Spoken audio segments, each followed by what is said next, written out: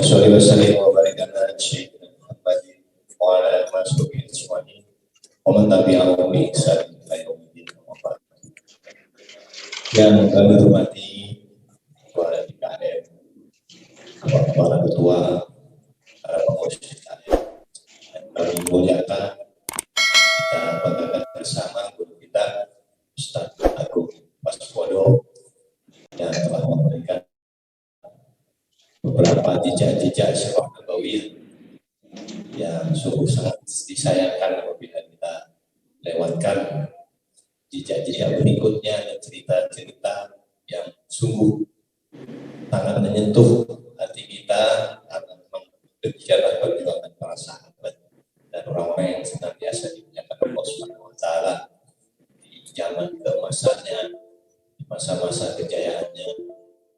Marilah senantiasa kita menjadikan kesyukuran Allah Subhanahu wa taala pagi yang sungguh berbahagia ini. Allah masih memberikan kita kemudahan. Allah masih memberikan kita kesempatan untuk senantiasa bertakarub, meningkatkan keimanan dan ketakwaan kita kepada Allah Subhanahu wa taala. Karena hanya orang-orang yang dipilih oleh Allah Subhanahu wa taala yang tentunya mampu melawan usaha bagaimana kita bisa hadir di majelis kuliah, majelis zikir, dan semua kajian di subuh pada pagi hari ini. Hadirnya dimuliakan Allah Subhanahu wa taala, izinkan saya memandu acara ini ya. Pada kesempatan yang berbahagia pagi ini kita akan melanjutkan sebuah epic atau sebuah kisah sisi lain dari perang Badar yang insya Allah nanti akan melanjutkan dari kisah-kisah sebelumnya yang pada pagi hari ini tentu sangat bersejarah dan monumental karena pagi hari ini tepat 1 Rajab 1441 Hijriah yang kita semua tentu menjadi momen penting bagi kita untuk senantiasa memuliakan bulan mulia ini dengan semua usaha, doa, istighfar, sedekah dan hal-hal yang sangat bermanfaat untuk memuliakan bulannya yang dimuliakan Allah. Tanpa panjang lebar, mari kita simak kajian sirah nabawiyah yang diantarkan Ustaz Waspodo kepada beliau. Bismillahirrahmanirrahim. Assalamualaikum warahmatullahi wabarakatuh. Innal hamdalillah nahmaduhu wa nasta'inuhu wa nastahyihi wa natubu ilayhi wa na'udzu billahi min shururi anfusina wa sayyiati a'malina man yahdihillahu fala mudilla lahu wa man yudlil fala hadiya lahu. Asyhadu an la ilaha illallah wahdahu la syarika lahu wa asyhadu anna Muhammadan abduhu wa rasuluhu la nabiyya ba'dahu. Allahumma fassalli ala sayyidina wa habibina wa syafi'ina wa maulana wa ala alihi wa ashabihi. Alhamdulillah, segala puji dan puji milik Allah Subhanahu wa taala. Salawat dan salam yang kita panjatkan kepada junjungan kita Nabi Sallallahu Muhammad sallallahu alaihi wasallam. Mudah-mudahan kita semua mendapatkan syafaatnya di akhir. Mudah-mudahan kita semua diwafatkan dalam keadaan husnul khatimah. Mudah-mudahan kita semua diberikan kesehatan menghadapi masa depan. Bapak dan ibu-ibu yang dirahmati Allah Subhanahu wa taala, hari ini kita masuk pada pembahasan tentang detail-detail peristiwa yang pernah terjadi di Badar dan diberi judul oleh Ibnu Ishaq dalam kitabnya Sirah Nabawiyah, Khabaru Ukasyata ibni Mihsan radhiyallahu anhu. Peristiwa yang terkait dengan Ukasyah dan tasydid ikaf. Ukasyah bin Mihsan radhiyallahu anhu. Ibnu Ishaq meriwayatkan wa qatala Ukasyah bin Mihsan bin Hurthan al-Asadi bahwa dia yauma Badrin bisayfihi hatta inqata'a biyadi. Dia berperang menggunakan pedangnya sendiri sampai pedang itu patah. Kalau yang tahu pedang itu seperti apa, patahnya itu susah. Kalau sampai patah itu berarti pertempuran yang betul-betul sengit, ya, berarti berkali-kali beradu pedang, berkali-kali beradu bilah pedang, sampai inqata'a dia patahnya di tangan yang karena jatuh, ketika disabetkan terkena pedang lawan, patah pedang. Melihat pedang itu patah, Rasulullah Sallallahu Alaihi Wasallam berada di tengah-tengah kaum muslimin ketika berperang, jadi bukan komando dari belakang. Oleh sebab itu, fa'ata Rasulullah Sallallahu Alaihi Wasallam fa'atahu jidalan min hatabin. Kemudian Nabi SAW mendatangkan untuk dia mencari dan kemudian memberikan kepada Uqashah bin Mihsan, ya, satu tongkat yang terbuat dari kayu. Ya, memberikan tongkat dari hatab kayu, sebilah kayu, entah mungkin Rasulullah dapatkan di medan perang, kayu, kemudian dikasihkan kepada Uqashah. Sambil berkata Nabi SAW bersabda, "Faqal qatil bihadza ya Uqashah." Dan Nabi berperanglah terus dengan menggunakan itu. Logikanya kita kalau pedang saja patah, kok Nabi ngasih kayu lebih rapuh daripada pedang yang terbuat dari metal. Kenapa Rasulullah memberikan kayu? Mungkin kalau kita kurang iman, kurang keyakinan kepada Nabi, kita pasti ngomong Rasulullah, ini yang tadi yang putus itu pedang, dikasih kayu, bakal putus lagi logikanya bakal putus, bahkan lebih cepat lagi putus. Nah, disinilah kenapa Uqashah itu tercatat sebagai seorang sahabat yang tidak pernah nanya kepada Nabi, tidak pernah sedikit pun meragukan Rasulullah Sallallahu Alaihi Wasallam. Jadi beda banget dengan orang zaman sekarang ini yang jauh dari agama.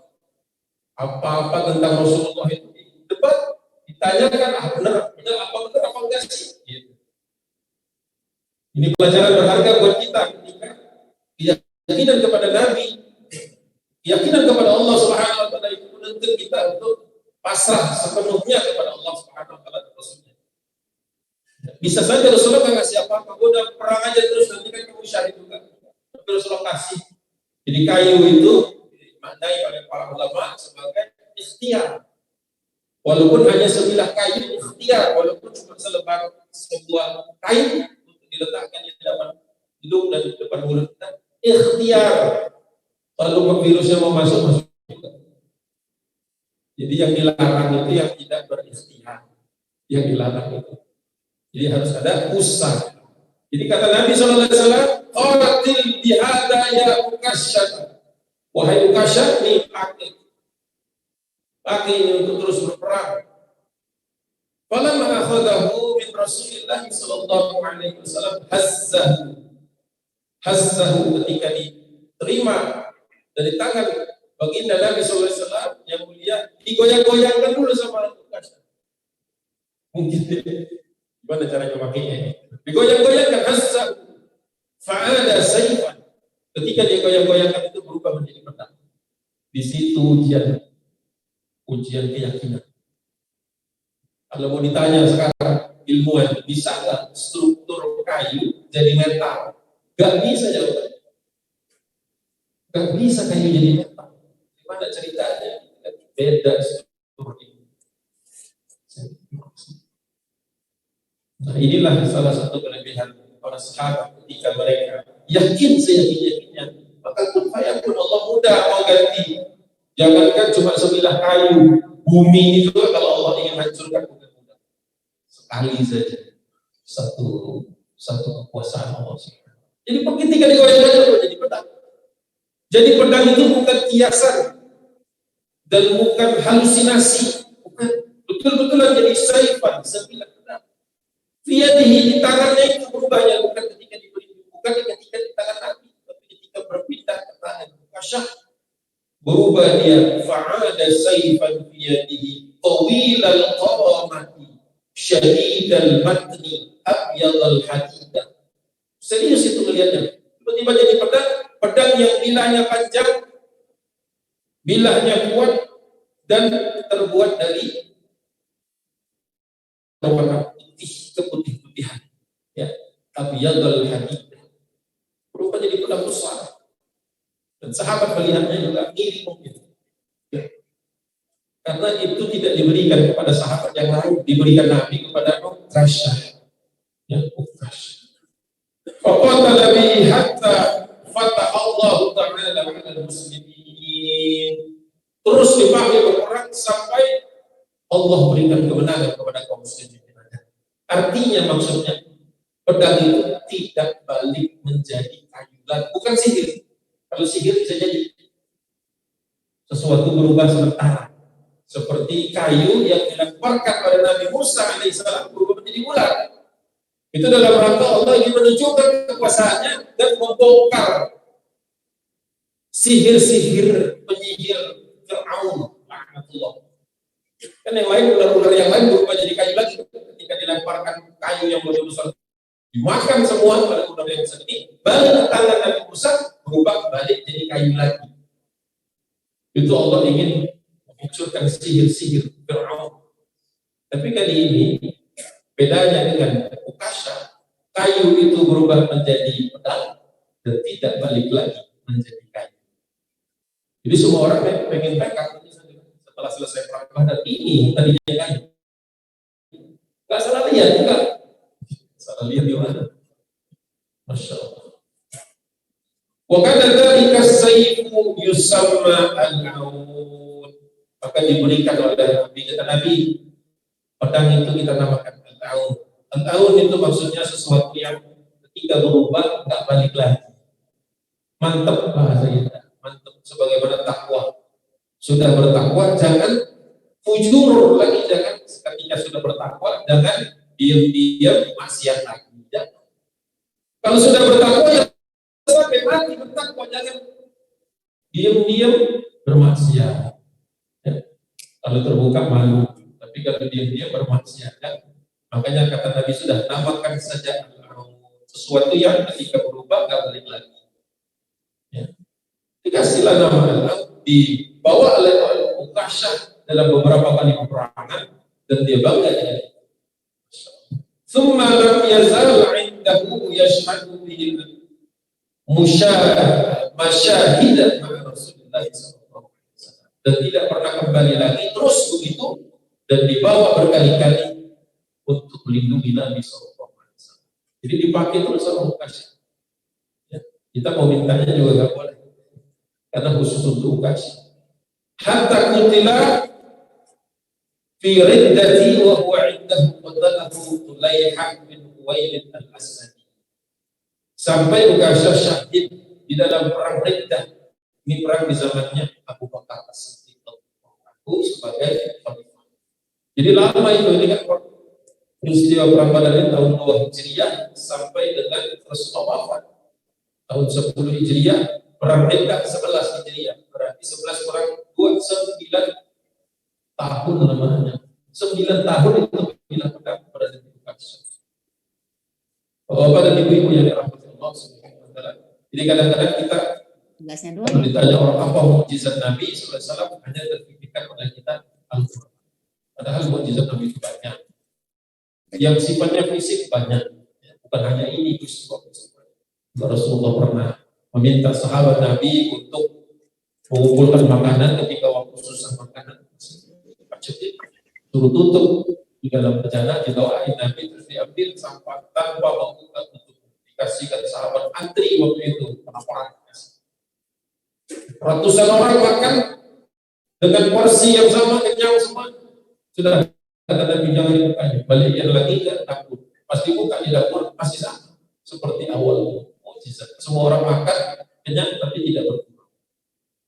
Kalau kita pikir paling 10 orang, bisa ratusan orang yang makan. Tapi jarang-jarang dibahas. Di seolah-olah Nabi kita tak punya mukjizat fisik. Ada banyak. Qala Ibnu Ishaq wa Uqasyah ibn Mihsan alladhi qala li Rasulillah sallallahu alaihi wasallam hina qala Rasulullah sallallahu alaihi wasallam. Jadi Uqasyah ketika menerima pedang itu setelah perang Badar, kemudian didoakan oleh Nabi SAW. Ya. Diberitahu oleh Nabi SAW kabar gembira. Kata Nabi, Rasulullah bersabda, "Yadkhulul jannata sab'una alfan min ummati." akan masuk dalam surga Allah Subhanahu wa taala sebanyak 70.000 dari umatku. Ala suratil qamar lailatul qadar.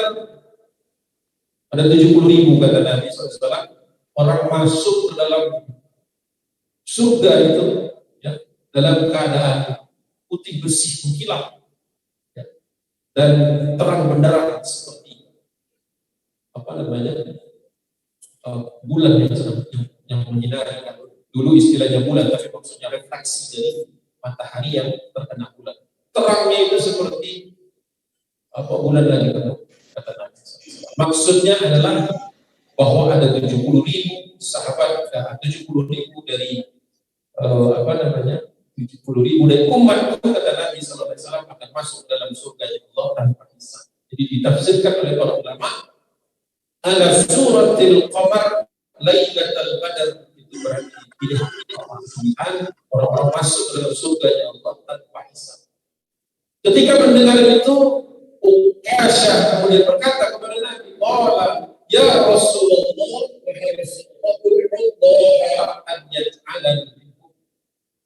ya Rasulullah, tolong aku berada di antara yang 70." Rasulullah langsung menjawab, "Qala innaka minhum." Sesungguhnya engkau ada. Sudah aku doakan. Baru saja aku doakan engkau ada di dalam 70.000 orang tersebut. Kita masuk ke 70.000. Mudah-mudahan masuk ya, jangan pesimis. Kan Allah pilih dari setiap angkatan, dari para sahabat sekian ribu, tabiin sekian ribu, tabiin sekian ribu, terus salafus saleh itu selesai semua. Mungkin disebar-sebar Allah sampai akhir zaman supaya tiap generasi kebagian. Nggak tahu generasi kita kebagian berapa orang. Masa kita tidak mau? Pasti kita mau. Masalahnya kita berpeluang atau tidak, tapi kita tetap minta.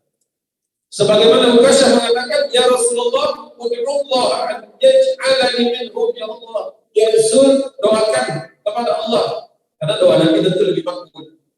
Doakan saya ada di antara 70.000 itu. Kata Nabi. Kemudian Ibnu Hisham mengatakan, doa Nabi itu ada dua versi. Ada yang innaka minhum, ada yang Allahu waj'alhu minhum. Allah, ya Allah jadikanlah Uqasyah ini satu orang bagian dari sini. Enak sekali ya, zaman itu ketemu Rasulullah minta doa, ya Rasulullah doakan saya masuk surga, langsung didoain. Atau kalau misalnya masih banyak kurangnya, kata Nabi, birrul walidain dulu, urusi orang tua. Kalau yang jarang-jarang kelihatan ketika Rasulullah berperang, maka al-jihadu fi sabilillah, banyak-banyak jihad di jalan Allah. Jadi Rasulullah enak, kalau kita ketemu pasti ngasih nasihat sesuai dengan kekurangan. Jadi yang jarang kelihatan ikut perang disuruh jihad, yang jarang urus orang tuanya disuruh urus orang tuanya. Jihad udah sering, kata Nabi, urus orang tuanya. Ada yang jarang infak sedekah, suruh infak sedekah. Maka sahabat Nabi kalau datang ke Rasulullah SAW dapat tunjangannya beda-beda, nggak sama, tergantung kondisi keadaan kita. Jadi kalau kita datang kepada Nabi itu semacam mendapatkan evaluasi, mendapatkan apa? Ya, dan sekaligus dikasih tahu ini loh kurang. Ya. Kalau sekarang kita dikasih tahu kekurangannya oleh orang lain, kita marah kadang-kadang. Siapa lu gitu? Ngomong-ngomong, sholat aku. Mungkin kita akan merasa marah. Tapi kalau zaman itu, Nabi SAW mungkin dibantah orang dan pasti menang. Saya ngebayangin, Masya Allah, para sahabat itu begitu mendengar cerita-cerita seperti ini, kisah-kisah seperti ini, langsung meminta kepada Nabi, ya Rasulullah, masuk dalam mengatakan saya masuk. Sudah doakan, kau masuk di dalamnya. Pokoknya rajulun minal ansar, ternyata di sampingnya Uqasyah ada laki-laki dari kalangan Ansor. Ada sahabat Nabi dari kalangan Ansor mendengar, wah enak banget minta doa dikasih doa. Pengen juga. Ya kita juga kalau ada di situ pasti kepingin. Apa dia berkata? Pokoknya ya Rasulullah, langsung dia nyelakir datangin Nabi. Ya Rasulullah, ud'ullah an yaj'alani minhum. Sama dia mintanya itu sama dengan permintaan Uqasyah. Ya Rasulullah, doakan saya kepada Allah supaya ada di dalam itu. Apa jawab Nabi? Sabaqaka biha Uqasyah Wabaradatil doa, wabaradatil doa. Kata Nabi, kau sudah keduluan. Kau sudah keduluan sama Ukasha. Doanya udah dingin, kata Nabi. Bahasanya itu doa sudah dingin itu udah gak mempan lagi kita sekarang ke doa. Kau lakukan dulu satu kebaikan, maksudnya. Ukasha kan baru saja. Tadi petang tadi itu saja cukup untuk membuktikan ketakwaan Ukasha. Dikasih kayu sama Nabi, nggak di depan. Apaan ini nggak ngomong begitu? Maka wajar kalau dia didoakan. Nabi masuk di antara 70.000 manusia pilihan dari kalangan umat Nabi SAW yang masuk surga bersinar-sinar. Maksudnya masuk surga tanpa ada hisab. Jadi kata Nabi, engkau sudah didahului sama Ukasha. Sabakah kamu Ukasha?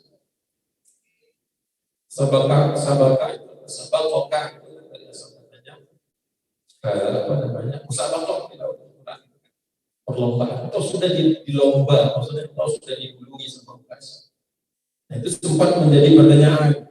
Orang-orang bertanya, apa maksudnya? Apakah hadisnya sahih? Apakah sabakah dengan Ukasha? Hakikatnya hadis sahih. Ada di banyak kitab-kitab hadis yang sahih. Jadi bukan sesuatu yang aneh. Wazada Ibnu Ishaq dan ditambahkan pula oleh Ibnu Ishaq dari jalur-jalur hadis periwayatan yang beliau kuasai. Wabaradat doa bahwa pada waktu itu doanya sudah dingin kata Rasulullah dan tidak ada lagi doa sementara waktu. Ya mungkin saja kecewa sahabat ini, tetapi itu Rasulullah SAW. Dan juga hati-hati di sini ada catatan kaki dari Imam As-Suhaimi dalam kitab Qaranul Nuf ini bahwa dia katakan ada juga yang berkata sebagai berikut bahwa sabaqo kami Ukasha bahwa engkau sudah didahului Ukasha itu karena munafiqan. Karena orang yang nanya itu punya penyakit nifaq. Wa lidzalika lam makanya Rasulullah mendoain dia qala wa hadalla yasih. Itu riwayat yang tidak sahih. Jadi ada yang menafsirkan kenapa Rasulullah tidak mau mendoakan yang sahabat satu ini, padahal dalam Badar semua orang ada yang munafik. Satu-satunya perang yang bersih dari kemunafikan itu perang Badar. Ya. Lalu perang Uhud kan sempat berangkat 300 orang, kemudian mundur karena dihasut oleh Abdullah bin Ubay bin Salul.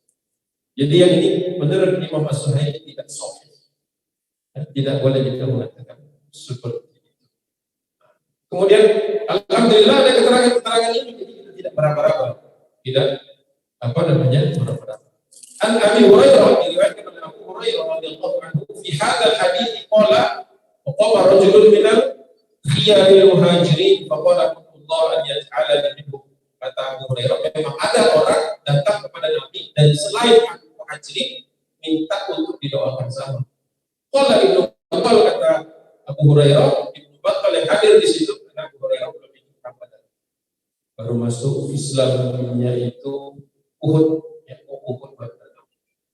Makna qaulihi sabaqaka biha Ukasha, makna dari kata-kata engkau sudah didahului sama Ukasha untuk doa tadi, ay sabaqaka bi hadhihi sifatin allati hiya sifatus sabiina. Karena kau tidak memenuhi kriteria 70 orang yang masuk surga. Jadi Rasulullah memberikan nasihat. Jadi makanya saya katakan tadi kalau kita doa ada di situ minta doa kepada Nabi agar dimasukkan ke dalam 70.000 orang itu, bisa jadi jawabannya enggak langsung. Karena ini ada sahabat Ansor tidak dikabulkan sebenarnya dengan bahasa halus Rasulullah SAW bahwa engkau sudah didahului. Maksudnya apa? Ukasha memenuhi syaratnya, kata Abu Hurairah. Sedangkan engkau belum memenuhi syarat. Jadi ada sahabat yang belum memenuhi syarat, makanya sahabat sederajat ketika masuk dalam doa-doa Nabi SAW. Dan dijelaskan lagi di sini oleh Imam As-Suhaimi bahwa lasta minhum wala ala akhlaqihim bi husni adatihi Nabi sallallahu alaihi wasallam. Dan bukan kebiasaan Nabi untuk kemudian berakhlak seperti itu. Maksudnya kalau Rasulullah jarang-jarang atau tidak pernah mematahkan semangat. Jadi Rasulullah mengatakan bukan wah kamu nggak bisa, tapi mengatakan engkau keduluan. Artinya kalau mau dapat kejar. Jadi motivasi di dalamnya bukan demotivasi. Jadi bukanlah sebuah akhlak Nabi, bukan akhlak Nabi matahin semangat. Jadi kita pun jangan kita, tipe kayak kamu gak masuk surga, jangan ngomong gitu. Pertama yang ngomong juga belum tentu masuk surga. Jangan mematahkan semangat. Jadi kata Nabi, kau keduluan, maksudnya apa? Ya kan? Jadi yang duluan sampai masjid siapa? Ya kan? Baru ada 2 orang yang sampai di sini waktu saya masuk. Duluan. Kalau mau masuk surga ya harus ngalahin marbot. Ya, tercatat oleh para malaikat sebagai yang masuk masjid untuk subuh. Jadi ada juga perlombaannya dalam ibadah itu.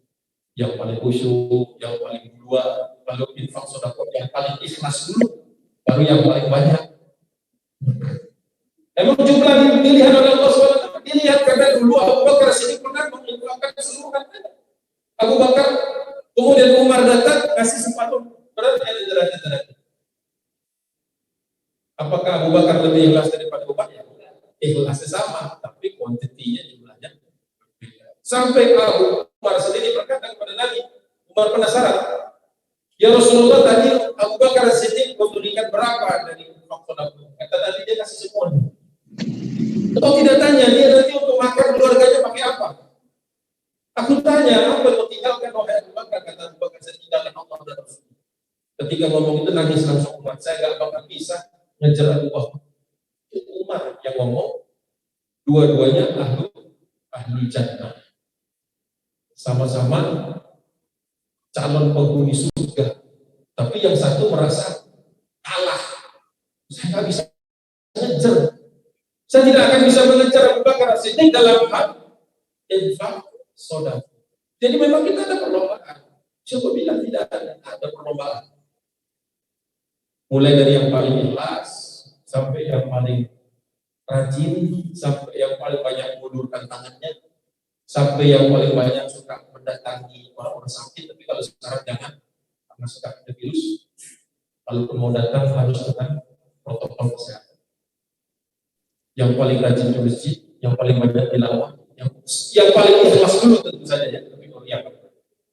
Jadi Nabi SAW mengatakan sabaqaka biha ukasyatu, engkau sudah didahului oleh ukasyah, artinya next time lah di yang lain kau kejar.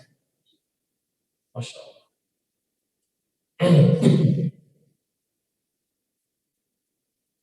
Ini adalah orang-orang ukasyah, kisah tentang ukasyah. Pokoknya Rasulullah SAW, kemudian Ibnu Isa mengatakan, Rasulullah pernah bersabda, minna khairu farisin fil ardh.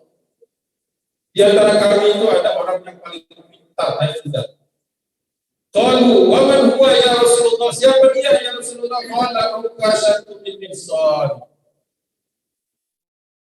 Ukasyah itu masuk surganya bukan hanya karena pedang tadi saja, tetapi kata Nabi termasuk di antara kami yang paling pintar naik kuda perang itu adalah Ukasyah. Karena ditanya sama siapa ya Rasulullah? Kata Nabi Ukasyah bin Mihsan. Jadi memang Ukasyah andalan masuk surganya bukan cuma satu, bukan hanya berperang, bukan hanya yakin kepada nabinya, tapi juga banyak kontribusi. Artinya kita harus punya catatan-catatan. Ya, kita mungkin sudah rajin, yang satu belum rajin, yang satu. Mungkin kita infaknya sudah bagus, yang belum masalah birrul walidain misalnya, ya, berbuat baik kepada Allah. Atau sudah dua-duanya sudah bagus, mungkin kita jarang ke panti asuhan, ke darul yatama, ya, urus anak yatim. Mungkin udah juga, tapi dengar-dengar berita banyak banjir, banyak longsor, banyak gempa bumi, mungkin tidak kepada orang-orangnya. Terus dievaluasi, jangan sampai kita merasa sudah beres. Terus, karena Rasulullah selalu memotivasi sahabat untuk itu kisah yang terkait dengan Ukasyah.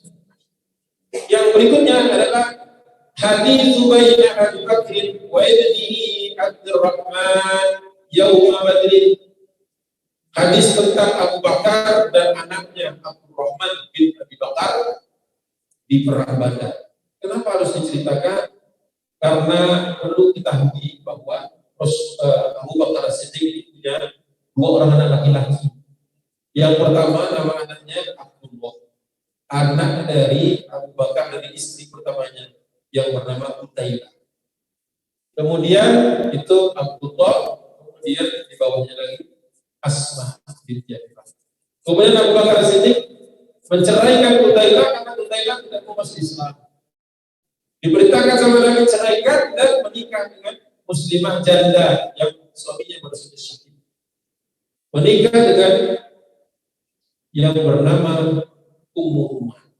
Ummu Ruman menikah dengan Ummu Ruman dapat anak dua lagi, tapi yang pertama namanya dikasih nama Abdurrahman, yang kedua Aisyah. Jadi Bunda Aisyah kan itu anak dari Abu Bakar Siddiq dari istri keduanya Ummu Ruman. Ini Ummu Ruman ikut hijrah ke Madinah. Utailah ditinggal di Mekah sampai dengan akhir hayatnya musyrik tidak mau masuk Islam. Nah ternyata Abu Bakar ini anaknya yang bernama Abdurrahman dan mau masuk Islam. Tidak mau masuk Islam dan di Badar berhadapan dengan bapaknya. Adanya Abdurrahman bin Abi Bakar di barisan kaum musyrikin, Abu Bakar Siddiq di barisan kaum musyrikin. Ada kejadiannya. Qala Ibnu Hisham wa nada Abu Bakar As-Siddiq ibnahu Abdurrahman wa huwa yawma idzin ma'al musyrikin. Di Badar itu Abu Bakar As-Siddiq berhadapan-hadapan. Berarti saling bunuh pedang. Loh, kok anak sama bapak saling mau bunuh? Karena Abdurrahman tak mau masuk Islam, belum mau masuk Islam, sedangkan Abu Bakar Siddiq tentu saja berada di barisan kaum muslimin untuk memerangi kaum musyrikin termasuk anak. Wa huwa yawma idzin ma'al musyrikin. Waktu itu dia bersama orang-orang musyrikin dalam keadaan berbaris bersama mereka. Apa perkataan Abu Bakar Siddiq? Qul aina mali ya khabith. Apa yang kau lakukan terhadap hartaku, wahai anak kotor? Khabith itu najis. Sesuatu yang najis disebut khabith, atau kotoran, atau suatu hal yang melambangkan keburukan. Jadi kata Abu Bakar Siddiq, apa yang kau perlakukan terhadap hartaku? Karena sebagian harta Abu Bakar Siddiq tidak dibawa hijrah, tinggal di Mekah, dirampas oleh Abdurrahman. Ini kisahnya mungkin agak jarang. Apa yang terjadi? Kata dia, kau apakan wahai anak buruk? Aina mali ya khabith. Waqala Abdurrahman berkata, lam yabqa ghairu Shibhata wa Ya'qub. Pakai jawabnya pakai syair. Jadi dia katakan tak tersisa semua yang saya berikan persenjataan, alat-alat perang, wasarimun, bahkan pedang-pedang tajam, yang dulu dolala syai. Aku berikan persenjataan, alat perang, benda-benda tajam untuk menggilas orang yang sudah berubah. Maksudnya Bapak merikan ngomongnya begitu. Sudah saya habiskan hartaku untuk belikan persenjataan untuk datang ke Badar hari ini untuk menggilas orang yang sudah berubah. Maksudnya engkau. Antara Abu Bakar Siddiq dan Abdurrahman bin Abi Bakar itu saling serang di Badar, tapi tidak ada yang berhasil. Jadi sama-sama pintarnya main perang. Tidak ada yang berhasil mengalahkan. Abu Bakar tidak berhasil menjatuhkan anaknya juga tidak bisa menjatuhkan bapaknya di Badar. Sampai akhirnya kaum musyrikin lari, anaknya termasuk yang kabur. Nah disinilah kisahnya. Badar itu perang, di Uhud ketemu lagi. Di Uhud ketemu lagi. Di Khandaq ketemu lagi. Saling incar mereka, cari sama Abu Bakar anaknya untuk dihabisi. Anak juga yang bukan sampai ke peristiwa yang dikenal sebagai Hudaybiyah. Hudaybiyah itu perjanjian damai antara kaum muslimin dan musyrikin. Nah, pada perjanjian damai itu kemudian Rasulullah SAW berada di kota Madinah. Istri Abu Bakar yang pertama yang musyrikah, yang namanya Qutailah tadi, ibu tiri dari Abdurrahman itu datang ke Madinah. Ini kisahnya ada di rekam Allah Subhanahu wa taala di surat Al-Mumtahanah ayat keempat. Maaf saya belum siap.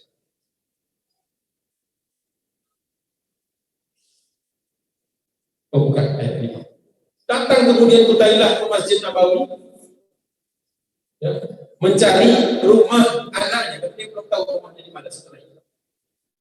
Kepada Nabi, di mana rumah putrinya? Yang mau dicari kan adalah Asma binti Abi Bakar. Dicari. Sampai di rumahnya Asma, diketok-ketok. Dilihat sama Asma, oh ini ibu saya, tapi kalian masih musyrikan.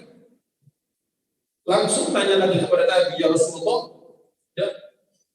ya Rasulullah SAW, apakah saya boleh menerima ibu saya? Mana ayat? Ayat 8. Kata Nabi SAW, ibumu punya hak kepadamu, dan sekarang tidak lagi sedang ada peperangan. Terima ibu, buka pintu untuk terima ibumu yang musyrikah. Turun ayat Allah Subhanahu wa taala ayat ke-8 dari surah Al-Mumtahanah, bukan ke-4, ayat ke-8. A'udzu billahi minasy syaithanir rajim. La yanhaakumullahu 'anil ladzina lam yuqatilukum fid-din. Dan tidak dilarang oleh Allah Subhanahu wa taala kepada orang-orang yang tidak memerangi kalian, walam yukhrijukum min diyarikum, dan juga tidak mengusir kalian dari tanah kampung halaman kalian. Antabaruhum wa tuqsitu ilaihim. Tidak dilarang oleh Allah Subhanahu wa taala untuk berlaku baik kepada orang-orang yang tidak memerangi kalian dan tidak mengusir kalian, dan justru kalian wa tuqsitu ilaihim, berbuat adil kepada mereka. Innallaha yuhibbul muqsitin. Allah mencintai orang yang berbuat adil. Langsung balik. Asma binti Abi Bakar, mungkin rumahnya ada 2 pintu. Masuk lagi dari pintu yang lain, buka pintu depan, masuk ke Qutailah, ibu tirinya, ibu kandungnya, masuk. Di dalam hadis yang diriwayatkan oleh Ibnu Katsir bahwa ibunya bawa hadiah. Maka ketika pulang dikasih hadiah juga sama Asma. Padahal Asma itu hidupnya susah, miskin. Dikasih, tetap diusahakan supaya pulang tidak tangan kosong. Setelah sekian lama pulanglah kita menyapa Nabi SAW, belum mau masuk Islam. Pulang sampai di Mekah ketemu. Nah, ini ceritanya. Ketemu dengan Abdurrahman bin Abi Bakar. Dari mana? Kan ini ibu tiri kan? Ditanya sama Abdurrahman, dari mana? Oh, kayaknya dari luar kota dilihat dari pakaian. Dari Madinah. Ke Madinah. Ada apa? Loh, saya kan punya anak di sana. Siapa anaknya? Asma dan Abdullah. Mencari Asma. Terus bagaimana di sana? Bagaimana kau diperlakukan baik? Diperlakukan baik oleh kaum muslimin. Diterima. Bahkan saya bawa tergetar hati. Oh, ternyata kaum muslimin itu tegas. Tapi ketika tidak di dalam keadaan berperang, bisa tegas, bisa lembut. Datanglah dia ke Madinah dengan pakaian lengkap. Di depan kota Madinah mau masuk Masjid Nabawi, ditahan sama bapaknya. Kau ini adalah musuhnya Allah dan Rasul. Untuk apa mau datang ke sini? Kata Nabi SAW, wahai Abu Bakar, biarkanlah dia masuk. Tapi ini anak saya ini di Badar perang kita, di Uhud memerangi kita, di Khandaq dia mau bunuh saya. Kata Nabi, kita dengar apa yang dia mau. Kita dengar apa yang dia mau. Ya, kalau dia mau cari mati di tempatnya. Kalau dia cari mati. Sampai datang di depan Nabi, pedang diletakkan di kanan dan kiri. Duduk bersimpu di depan Nabi SAW, minta pegang tangan Nabi. Itu Abu Bakar siap dengan pedang, takut anaknya mencelakakan Nabi SAW. Jadi urusan Kalau urusannya udah mengancam Nabi. Jadi kecintaan para sahabat, makanya kata Nabi, kalian harus mencintai aku lebih daripada kalian mencintai kedua orang tuamu. Ini Abu Bakar Siddiq siapa kalau mencelakakan Nabi aku? Ternyata ulurkan tangannya mau bersyahadat. Asyhadu an la ilaha illallah wa asyhadu anna Muhammadar Rasulullah. Kata Aisyah yang lihat dari dalam peristiwanya di masjid, buka pintu sedikit itu sudah kamarnya Bunda Aisyah. Baru kali itu saya lihat bapakku nangis. Ternyata perang dari Badar, Uhud belum pernah kita bahas. Di Badar, di Uhud, di Khandaq, tak membuka hati. Ternyata dibukakan pintu. Asma kakak tirinya bukakan pintu untuk Thailand yang buka. Saya itu kagum. Kau tas, tapi tak perang. Saya pikir keras juga. Ternyata tidak. Buktinya apa? Ibu tiriku pulang aman, bahkan bawa hadiah. Maka saya memerangi siapa? Kalau begitu. Nangis baru bertemu jadi Abu Bakar Siddiq, ketemu anaknya yang musyrik di tahun Hudaybiyah 7 menjelang 8 masuk Islamnya atas inisiatif dia sendiri. Abu Bakar sering mendakwahi anaknya. Kalau Abu Bakar sudah berpikir mungkin anaknya sudah ikut ibunya, mungkin tidak akan masuk ke dalam Islam, ternyata masuk. Jadi kita juga jangan menyerah. Bisa jadi ada orang jelek sekarang ini, orang-orang yang sering menganiaya kaum muslimin, bisa jadi suatu saat masuk Islam. Dan bisa jadi yang sekarang kelihatannya membela kaum muslimin, besok pindah barisan. Ada Abdullah bin Ubay bin Salul, gembong musyrikin, gembong orang-orang munafikin. Begitu kisahnya sedikit. Jadi dua insannya, dua makhluk Allah saling bermusuhan di dalam peperangan, tapi ternyata Allah buka hati Abdurrahman bin Abi Bakar ketika dia melihat, diabadikan oleh Allah Subhanahu wa taala di surah Al-Mumtahanah surat 60 ayat 8. Jadi kalau baca surat Al-Mumtahanah besok-besok berhenti di ayat 8 ini, ya, ayat ini ingat kisahnya. Oh, ada orang masuk Islam hanya karena ibu tirinya dikasih hadiah. Kata Nabi, buka pintumu, buka pintumu, terima ibumu yang musyrikah itu, perlakukan secara adil. Ya, tadi antabarru bir, asal katanya birro itu artinya birrul walidain, berbuat baik. Kata Allah Subhanahu wa taala, maksud dari antabarru bahwa mereka itu berhubungan dengan baik dengan orang-orang tuanya. Hum di situ, wa tuqsitu ilaihi, dan berlaku adil, kan bukan pembantah, bukan orang yang perang, bukan orang yang membenci Islam. Hanya saja belum terbuka hatinya untuk Islam. Pergauli dengan baik, perlakukan dengan baik. Ternyata itu rahasianya, membuka hati orang lain. Masya Allah. Bapak dan ibu-ibu yang dirahmati Allah Subhanahu wa taala. Jadi di dalam kisah hadis-hadis yang mengisahkan tentang Badar itu semuanya tentang perang. Ada kisah-kisah yang berkaitan dengan sisi-sisi kemanusiaan, sisi-sisi kemanusiaan. Jadi patut bagi kita agar tidak terkeras ya, dengan orang-orang yang sebenarnya tidak memerangi muslim. Kita melihat non-muslim ada yang memang membenci Islam, ya kita tarik garis tegas.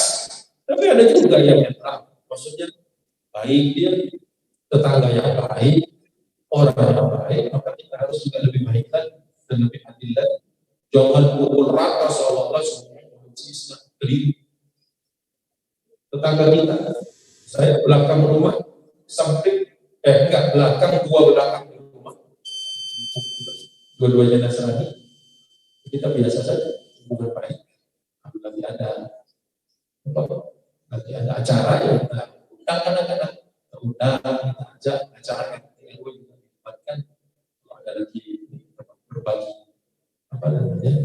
hadiah-hadiah kasih. Karena kita tidak tahu kapan Allah mau berkati. Mungkin bisa jadi dari hadiah-hadiah kecil. Kita tidak pernah tahu. Jangan sampai dia membenci Islam karena melihat kita orangnya nggak pernah ngomong, nggak pernah ada komunikasi. Jadi kalau ada tetangga kita justru kita harus berakhlak lebih baik. Kecuali dia sudah secara terbuka membenci Islam, kita tarik garis di situ. Masih ada waktu? Atau mau tanya jawab? Langsung tanya jawab, biar tanya jawabnya nggak banyaknya. Baik, saya serahkan kembali kepada Bapak moderator. Mudah-mudahan Allah Subhanahu wa taala berkahi. Assalamualaikum warahmatullahi wabarakatuh. Alhamdulillah sangat menarik ya. Sedikit saya ulas beberapa info pelajaran. Yang pertama bisa kasah profesionalnya, dia berlatih menunggang kuda di jalan Allah, akhirnya mendapatkan predikat sebagai penunggang kuda terbaik. Nabi diberikan hadiah masuk surga dari 70 masuk surga. Di sisi lain kita melihat bagaimana kerinduan seorang ibu pada anak putrinya di Madinah, di mana juga sebuah sisi manis dari sebuah perang, tetapi misalkan rindu yang dari seorang ibu pada anaknya, rindu seorang bapak kepada putranya luar biasa, sangat keluarga dipisahkan di sini, ibu dengan anak perempuannya, bapak dengan laki-lakinya, kemudian dengan sebuah hadiah bisa meluluh lantakan hatinya sehingga hidayah Allah bagi kepada Abdurrahman. Kemudian dari sisi lain dalam Bang Badar ini ada satu benang merahnya, apapun yang diberikan Rasulullah senantiasa dalam nyawaannya sampai kapanpun. Nah, ini berarti sekalian satu dimensi lain yang hari kita dapat kajian pada pagi hari ini. Tentu kita diskusi, monggo silakan. Pak Ari, silakan. Langsung aja Ustaz. Bisa Ukasya ini, Masya Allah, tidak banyak yang mengangkat masalah kisah yang tadi di Badar. Yang saya dengar malah ada nama sahabat yang namanya mungkin sama, atau mungkin yang saya tanyakan apakah itu Ukasya yang sama, di mana ada seorang sahabat yang meminta kisos pada Rasulullah karena modus dia pada saat itu modus agar alih-alih agar dia bisa menurut Rasulullah. Apakah itu Ukasya yang sama? Mungkin bisa diceritakan misalnya. Ya, pernah juga kita kisahkan itu. Tapi untuk matan Ibnu Hisham yang dia ambil dari sebelum peperangan di akhir hayat, itu namanya Ibnu Ghaziyah. Ibnu Ghaziyah lengkapnya siapa? Sawwan Ibnu Ghaziyah yang memperlukan. Jadi memang bisa jadi di dalam kitab yang lain disebutkan namanya Ukasya. Tapi kalau di dalam kita konsisten menggunakan satu kitab untuk membandingkan dua peristiwa yang terjadi. Kecuali kita mau membandingkan dua kitab berarti kita ambil kitab lain yang menceritakan bahwa itu Ukasya. Dan kita lihat periwayatan. Kalau di sini Ibnu Ghaziyah, Rasulullah SAW di batni bil qadhi. Jadi kisahnya Ibnu Ghaziyah atau Sawad bin Ghaziyah meminta kisos kepada Nabi karena dia merasa perutnya, bagian dadanya disakiti oleh Nabi dengan 9 anak busuk panah waktu merapatkan atau meluruskan bangsa. Ya, tapi ini memang mungkin saja di dalam kitab yang lain catatan yang berbeda. Tapi kalau konsisten dengan kitab Hisham yang kita sudah pakai berapa tahun bulannya berbeda. Allahu a'lam.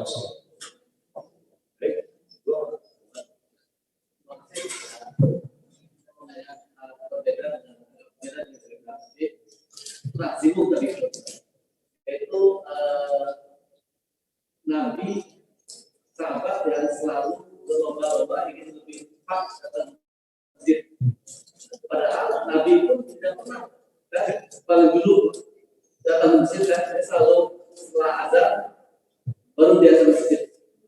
Maksud dia sholat dulu di kamarnya. Nah, jadi sebetulnya tidak perlu kita selalu ingin ada Nabi, sahabat pun untuk Nabi, tapi aspek ini apakah meneladani Nabi dan lebih baik daripada meneladani sahabat? Ya, sederhananya kalau Rasulullah pun ikut lomba dalam sampai di masjid selalu duluan karena rumah tinggal buka pintu di pojok langsung masuk satu beres. Jadi Rasulullah SAW ngasih porsi yang buat masuk masjid itu kepada sahabat. Karena Rasulullah tak lagi berlomba dengan para sahabat untuk hal yang ini. Karena istilahnya kalau Rasulullah itu berlomba, yang lain susah menang. Jadi Rasulullah juga bijaksana ketika kepada sahabat, ya Rasulullah, gimana siapa rumahnya yang paling dekat dengan sholat? Bukan hanya masjid, karena Rasulullah rumahnya nempel ke masjid. Buka pintu Bunda Aisyah itu, Rasulullah pernah dulu itikaf di Masjid Nabawi, tapi minta dikeramas mungkin kepala. Tetapi Bunda Aisyah lagi haid, nggak bisa ke masjid, boleh ke masjid, maka tetap di rumah itu buka pintunya, kasih bantal, tempel gitu. Kepala Nabi di rumah Aisyah, badan Nabi tetap di masjid, minta dikeramasi. Kalau muslim itu dikeramas pakai lidah buaya, kalau bisa lidah buaya enak. Kalau yang belum tahu coba airnya pakai air dingin. Nah, Rasulullah minta dikeramasi. Kenapa? Para sahabat nanya, ya Rasulullah, sampai Aisyah itu sih kita mau tamat itu pintu. Kata Nabi Aisyah lihat, keramas. Selesai dikeramas, dikering balik lagi. Jadi tidak putus itikaf. Itu menunjukkan bahwa kalau Rasulullah juga bisa, tetapi nggak fair lah. Sahabat yang rumahnya di kepengen juga duluan ya supaya dapat kemuliaan. Jadi Rasulullah SAW itu seperti bapak juga buat para sahabat. Jadi dimotivasi tapi nggak dimatikan. Apa istilahnya? Tidak dicegah bagaimana sih Rasulullah, ya kan? Jadi dan Rasulullah sholat di dalam rumah. Untuk kenapa Rasulullah SAW sholat di dalam rumah? Tidak di masjid, kadang-kadang saja di masjid. Kata Bunda Aisyah, kalau Rasulullah sholatnya itu di masjid, sholat sunnahnya nanti kalian berat. Kenapa? Jadi Rasulullah pernah di dalam salah satu momen sholat pada Isya lama sekali. Rasulullah mendiri ke belakang, sahabat mengikuti di belakang. Akhirnya Rasulullah masuk keluar. Besok pagi ditanya, ya Rasulullah, kami sudah mengikuti sholat. Kata Nabi, kalau kalian mengikuti sholat, saya akan berat. Maka aku ambil sholat sunnah di dalam rumah. Kenapa? Bukan tak boleh diikuti Nabi, tapi supaya tidak memberat. Makanya kalau kita melihat sahabat, kan ada 3 orang sahabat datang kepada Rasulullah. Rasulullah lagi di rumah, nanya kepada Bunda Aisyah, gimana sholat Nabi kalau di rumah? Kata Bunda Aisyah, kadang-kadang nggak sholat. Atau pendek katakan kepada Nabi, saya akan sholat terus. Tapi dia pikir mau lebih hebat dari Nabi. Saya akan sholat terus, nggak berhenti-henti. Nggak mau ada urusan lain, mau sholat lagi. Rasulullah pulang, dilaporkan sama Bunda Aisyah, ada pulang itu bicara begini, kata Nabi panggil dia sini, panggil suruh sini. Kata Nabi, saya ini nanti paling bertakwa. Rasulullah ngomong itu bukan sombong. Saya adalah orang paling bertakwa. Kalau Rasulullah tidak paling bertakwa, terus gimana? Kata Nabi, daftar aja ngomong, saya adalah orang paling bertakwa. Tapi saya kadang-kadang sholat, tidak sholat. Maksudnya tidak melaksanakan sholat terus-terusan. Karena saya punya keluarga, punya istri, punya anak, yang masing-masing punya haknya. Jadi Rasulullah kalau lagi tidak sholat, ngurusin keluarganya. Jangan sampai kita ngurusin keluarga enggak, sholat enggak, terus gimana?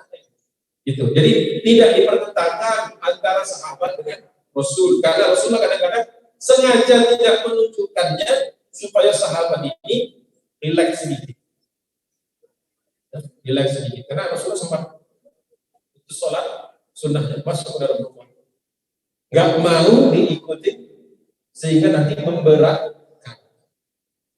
Ya, jadi yang seperti itu. Jadi insya Allah ketika Nabi menyuruh orang, memotivasi orang itu dalam rangka kebaikan.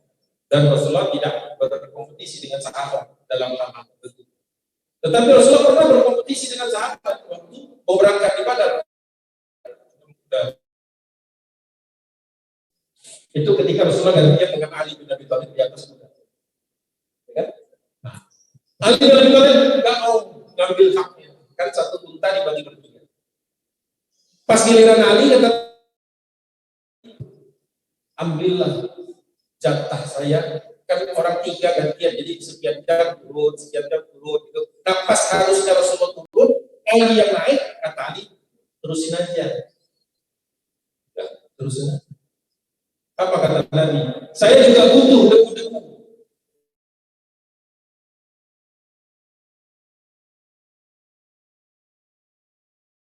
Sama Ali kenapa? Karena debu-debu yang nempel di badan ketika jihad fisabilillah nanti di yaumil akhir kata Nabi akan bersaksi. Saya juga perlu kata Nabi. Saya juga perlu debu-debu ini nempel di baju saya, di sepatu saya, di kaki saya, karena nanti di akhirat dia akan saksi. Jangan sampai Nabi nggak ada saksinya untuk jihad. Langsung saya langsung gantian. Di Rasulullah juga ada tangannya ingin menunjukkan bahwa dia juga perlu. Padahal mungkin nggak perlu. Mungkin nggak perlu kan sebenarnya Allah SWT sudah tahu siapa Nabi. Yang perlu bukti-bukti itu kita. Perlu bukti hadir di sini, duduk pagi-pagi. Oh dicatat hari ini 1 Rajab 1442 Hijriah. Duduk di sini sampai selesai kajian. Tidak tertidur. Kalau tertidur agak atau saya nilai malaikat. Saya nggak punya hak menilai. Bisa jadi semalam baru pulang. Iya. Apa namanya korban-korban bencana bisa jadi semalam dia pulang jam 2 makanya dia kantuk. Yang paling kantuk ternyata yang paling besar timbangannya bisa jadi. Jadi kita jangan suuzon. Bisa jadi dia baru pulang tadi jam 2. Nanti dia beras ke Majalengka lagi longsor. Udah sampai sini jam 3. Masih sampai ke masjid juga. Perlombaan itu banyak sekali, jangan takut kita nggak kebagian. Ya, mungkin kita nggak yang paling awal ke masjid, tapi mungkin yang semalam paling terakhir tidur ngurusin umat. Bisa jadi kita termasuk yang belum sempat tidur, lagi nunggu Ustaz selesai ngomong terus, udah mau tidur ini kenapa? Semalaman nemenin orang sakit. Bisa jadi. Jadi jangan kita pikir semua orang itu jelek. Tapi justru kita melihat jadi semua orang itu punya kebaikan yang Allah sembunyikan. Kita nggak tahu. Jadi jangan kita nilai. Kita pikir kita paling bagus. Ya. Allah